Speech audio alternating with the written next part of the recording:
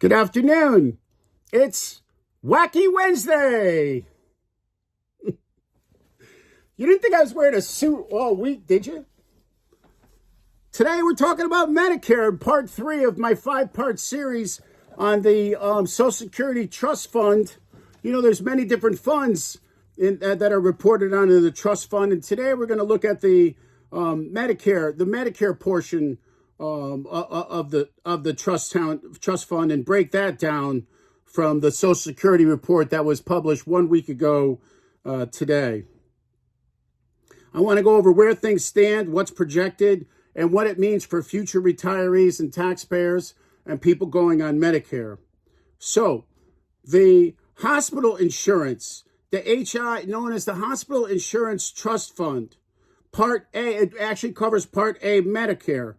It's officially called the Hospital Income Trust Fund. It covers things like hospital stays, skilled nursing, hospice. And right now, the Hospital Income Trust Fund is projected to be depleted also in 2033, which is 3 years earlier than last year's report. Now, what happens in 2033 if the fund is depleted? Well, unless Congress acts, Medicare will only be able to pay 89% of hospital-related bills with the money it collects through payroll taxes. That means that starting in 8 years, your Part A hospital will only cover 89% of your hospital stay. You'll have to pay 11% unless Congress makes changes to fix this. Why did it go down by 3 years in this past year? Well, in 2 reasons mostly. In 2024, hospital spending was much higher than expected by the actuaries. And the cost of inpatient and hospice services are projected to keep rising faster than what people have hoped for. So remember, this doesn't mean Medicare is going to go away. It just means if the trust fund is empty, we can only pay for what's coming in, and that's not going to be enough to cover everything that's promised under current law. So the Hospital Income Trust Fund needs to be taken care of also. And here's that chart again. The hospital income is the red, and the hospital income is on the way down and projected to be depleted in 2033, the same as the Social Security Trust Fund. So in just 8 years, we're in big trouble. Also, Parts B and D, these are covered under the Supplementary Medical Insurance Trust Fund, or SMI. But these are paid for in a different way. Part B covers doctor visits, outpatient care, and Part D covers outpatient prescription drugs. And here's the good news. These funds are not scheduled to run out. But why? Because Congress adjusts the funding each year through a mix of general tax revenue, premiums paid by beneficiaries, payroll taxes, and such like that. But just because the money's there, that doesn't mean it's necessarily good news, because costs are rising fast. Outpatient hospital charges are going way up. Physician-administered drugs are covered under Part B. And while Part D drugs are slightly down because of lower enrollment, the burden on taxpayers and enrollees is going to be growing each year. Here's the projection from the report. This is Medicare costs, non-interest income source as a percentage of GDP. And so these are the different sources. The red is through payroll tax.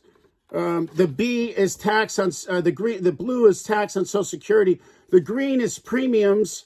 And look at how much money the government puts into this. The gray is how much money the government puts in. In 1970, it was less than 1% of GDP. In 2006, when the drug plans first came out, it wasn't that high. And look at the projections.